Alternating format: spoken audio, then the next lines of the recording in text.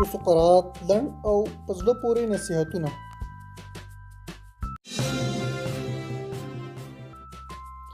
پاکه پوهه په ناپاکه ژوند کې ځای نه نیسي.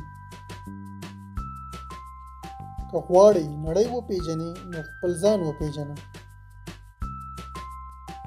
نو یوازې یو خیر شتون لري چې هغه پوهه ده، او یوازې یو شر شتون لري چې هغه ناداني ده. بشپړ انسان هغه دی چې دښمنان یې له هغه څخه په امان کې وي، نو دا چې ملګري یې ترې وډار شي.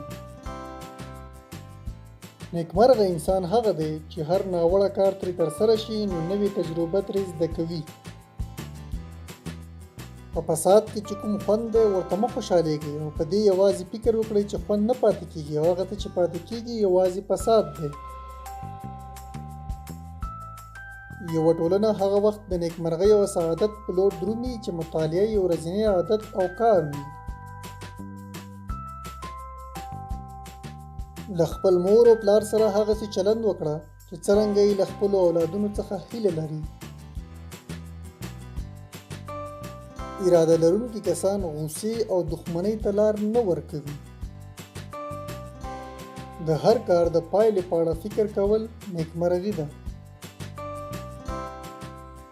د غوسې دوا چوپتیا ده.